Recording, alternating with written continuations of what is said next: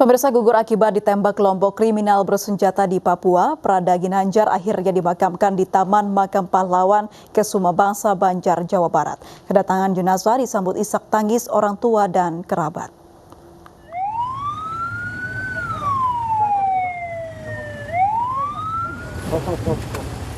Jenazah Prada Ginanjar akhirnya tiba di rumah duka di Sumanding Wetan, Pataruman, Banjar, Jawa Barat, Rabu dini hari. Kedatangan jasad anggota TNI dari Satgas Yonif R400 Banteng Rider ini disambut isak tangis orang tua dan kerabat dekat. Mereka tidak menyangka sosok anak baik dan bertanggung jawab ini pulang sudah tidak bernyawa.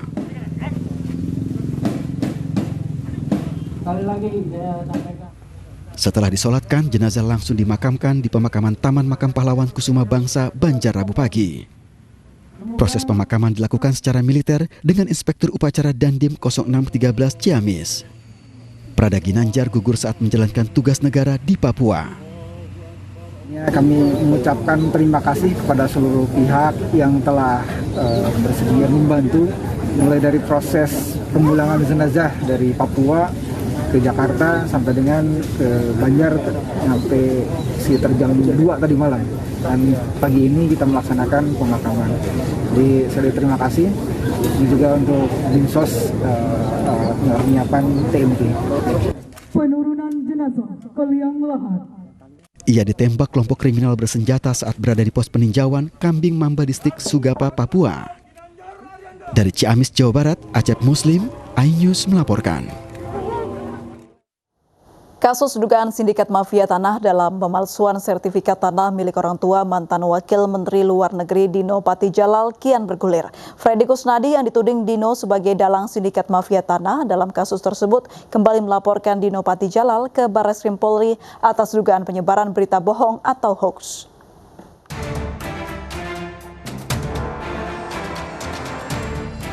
Merasa dirugikan atas mencuatnya kasus mafia tanah yang menyeret namanya, Freddy Kusnadi melaporkan balik mantan Wakil Menteri Luar Negeri Dino Patijalal ke Barreskrim Polri.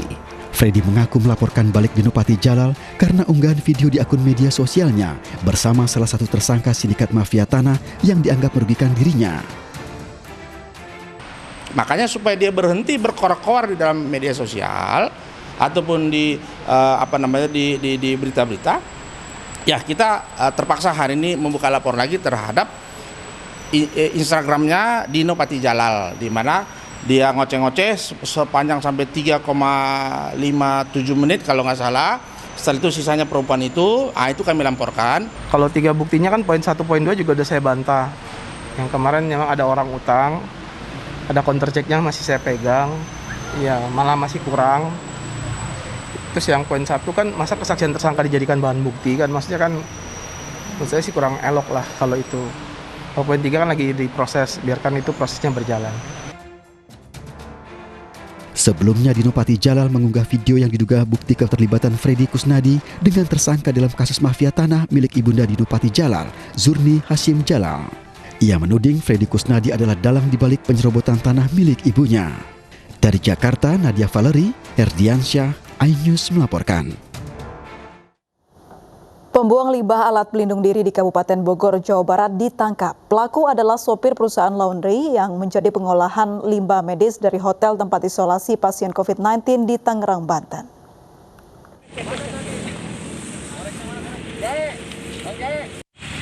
Pembuang limbah alat pelindung diri atau APD di Kecamatan Tenjo dan Cigudeg, Kabupaten Bogor, Jawa Barat terungkap.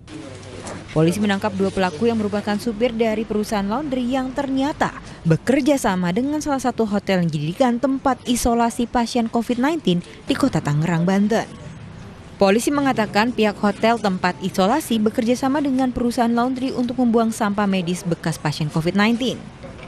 Pihak hotel membayar Rp1 juta kepada perusahaan laundry untuk mengelola sampah perharinya. Namun ternyata sampah medis dibuang di permukiman warga yang sepi. 10 saksi sudah diperiksa dan pihak hotel rencananya akan dipanggil. Sampah ini didapat dari salah satu tempat atau hotel yang dijadikan tempat isolasi bagi OTG. Dijadikan tempat isolasi di pemerintah kota Tangerang, di daerah Tangerang.